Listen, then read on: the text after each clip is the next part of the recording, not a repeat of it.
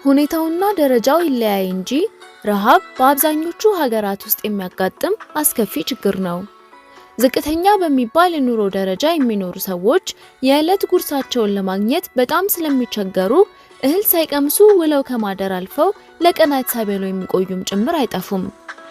ነገር ግን ሰው በጭራሽ የማይራበባት ከተማ እንዳለች ብንነግራችሁስ? አምሪሳር ትባላለች። 2 ሚሊዮን ሰዎች የሚኖሩባት ይህች ከተማ መገኛዋም በሰሜን ህንድ ነው። አምሪሳር በጣፋጭ ምግብ፣ በታሪካዊ ስነ ህንጻ፣ በወርቃማ ቤተ አምልኮና በሌሎችም መስህቦች ትታወቃለች።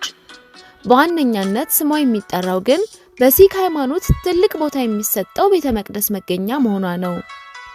ከነዚህ ሁሉ በላይ የአምሪሳር መገለጫ የሚባለው የነዋሪዎቿ ደግነትም ጭምር ነው። ደግነታቸው ከከተማዋ ምስረታ ጀምሮ ይታወቃል። በ16ኛው ክፍለ ዘመን በሲክ ሃይማኖት መሪ ነው የተቆረቆረችው።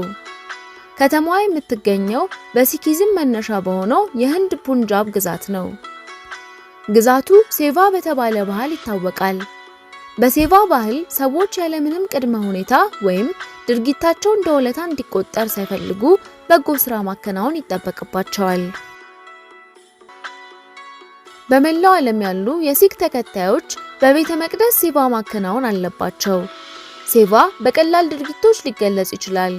ማጽዳት፣ ምግብ ማቅረብ፣ ቤተ መቅደስ ውስጥ ማስተናበር ይጠቀሳሉ። ሌሎች ሴቫ የሚከውኑት በግል ህይወታቸው በጎ አድራጎት በመፈጸም ይሆናል። የኮሮና ቫይረስ ወረርሽኝ ሲነሳ የሲክ ማህበረሰብ ፈተናውን ለመቋቋም በአንድነት ቆሞ ነበር።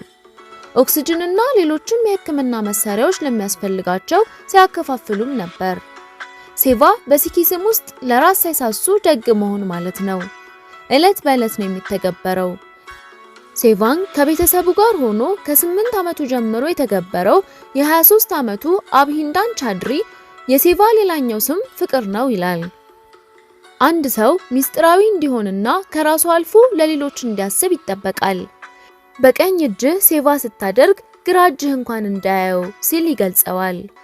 በዚህ ግላዊና ካፒታሊስት ዓለም እንዲህ ያለ ሐሳብ መስማት ተስፋን ይፈነጥቃል።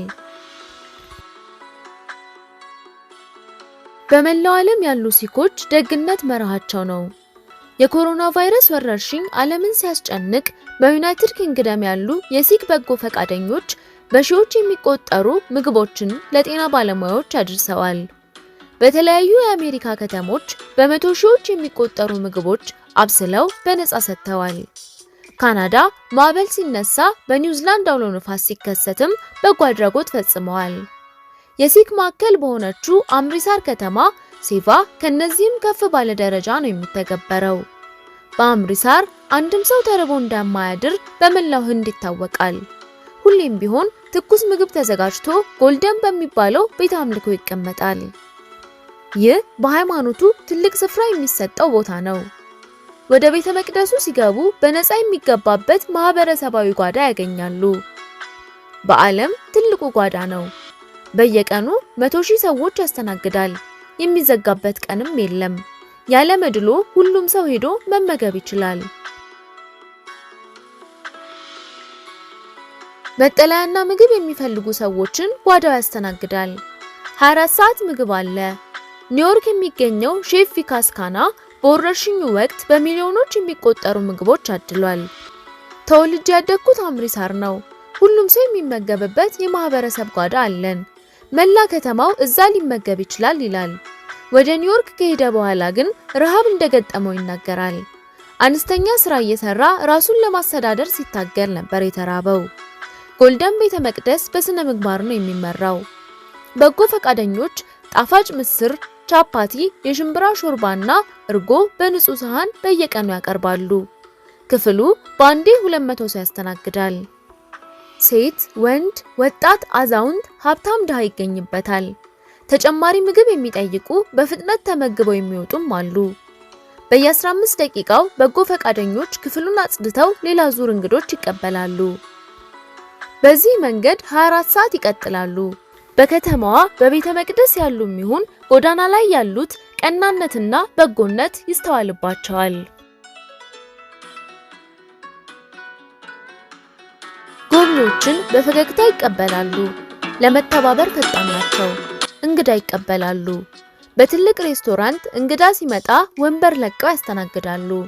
ሻይን ጠጣ፣ ስለ ህይወት እንጫወት ብሎ መጋበዝ ልማዳቸው ነው። በከተማዋ ተወልዳ ያደገችው ረሃት ሸርማ በዛ ከተማ ማደግ በአንድ ትልቅ ማህበረሰብ የማደግ ስሜት አለው ትላለች። በጎልደን ቤተ መቅደስ አኩኩሉ እየተጫወተች ነው ያደገችው። ሁላችንም ሴቫ እናደርጋለን፣ አንዳችን ለሌላችን እንቆረቆራለን። ሲኮችና ሂንዲዎች በፖለቲካ አመለካከት ብንለያይም በፍቅር ነው የምንኖረው። ከተማዋ ህይወት የተሞላች ናት። መለኮታዊ ግርማ ተላብሳለች። መንገድ ዳርቻ የሚሸጠው ባህላዊ ምግብ ሩዝና ሽምብራ ሾርባ ያለው ሲሆን ወተት በቅቤም ይቀርባል። ከተማዋ ጥንታዊት ናት። ጠባብ መንገዶች አሏት። አነስተኛ አደባባዮች ይበዛሉ። የመንገድ ትርኢቶች ማየት የተለመደ ነው። ከተማዋ የከፋ የኋላ ታሪክም አላት። ከተማዋን የቀረጸው እንዲሁም የሲክ ሃይማኖት መሰረት ተደርጎ የሚወሰደውም ይህ ታሪክ ነው። በእንግሊዝ ቅኝ ግዛት ዘመን ከተማዋ የተቃውሞ መነሻና የተቃዋሚዎች መሰብሰቢያም ነበረች። በፑንጃብ ግዛት ሁለተኛዋ ትልቅ ከተማ ናት። እንደ አውሮፓውያን አቆጣጠር በ1919 ጠባሳ ትቶ ያለፈ ክፉ ድርጊት ተከናውኗል። አንድ የእንግሊዝ ጀነራል በሰላም የተሰበሰቡ ሰዎች ላይ ተኩስ እንዲከፈት ካዘዘ በኋላ ወደ 1500 ሰዎች ተገድለዋል። የጃኒናዋላ ባግ ጭፍጨፋ በሚል ይታወቃል። እንግሊዞች በ1947 ከህንድ ሲወጡ የተፈጠረው ቀውስ ክፉኛ ከጎዳቸው ከተሞች አንዷ አምሪሳር ናት።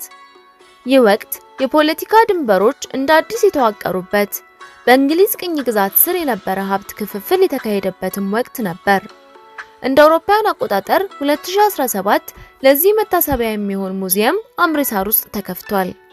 በህንድ ለዚህ ታሪክ መታሰቢያ የሚገኘው በዚች ከተማ ብቻ ነው።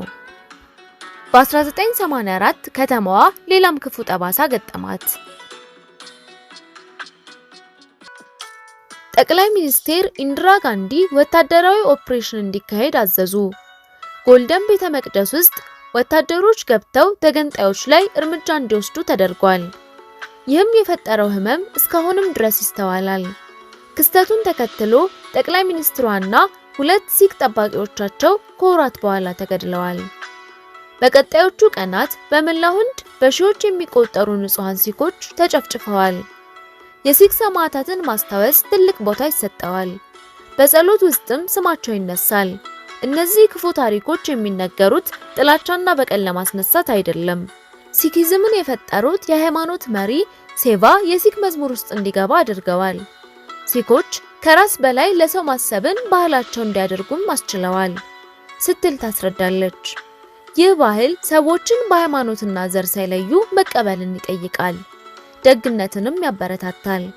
በአምሪሳር ምንም ያህል ነገሮች የከፉ ቢሆኑ ደግነት፣ ፍቅርና በጎነት ያሸንፋሉ።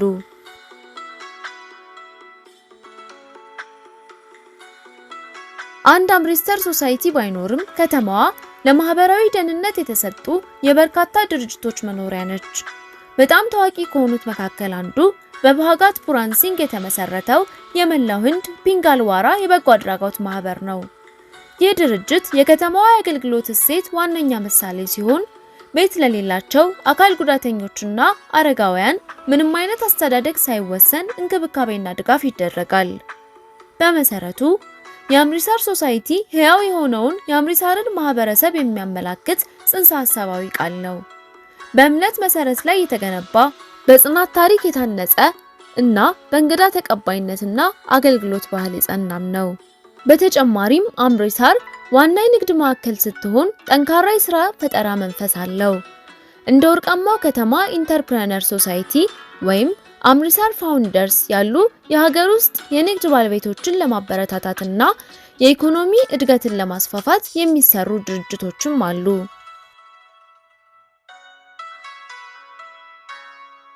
ውድ ተመልካቾቻችን ዛሬ በነበረን ቆይታ ነዋሪዎቿም ሆኑ ሌሎች ጎብኚዎች ያለምንም ክፍያ ገብተው መመገብ የሚችሉባትና ህዝቦቿ ያለ ቅድመ ሁኔታና ምላሽ ሳይጠብቁ ለሌሎች ደግ የሚያደርጉባት በሰሜን ህንድ ውስጥ የምትገኘውን ድንቅ ከተማ የተመለከትን ሲሆን በቀጣይ በሌሎች አስገራሚና አስደናቂ ነገሮች እስክንመለስ ሰላም ቆዩ።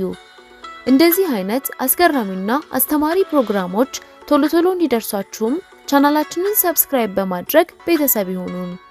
እንዲሁም ዝግጅታችንን ከወደዳችሁት ላይክ እና ሼር በማድረግ ለወዳጆቹ ያጋሩ።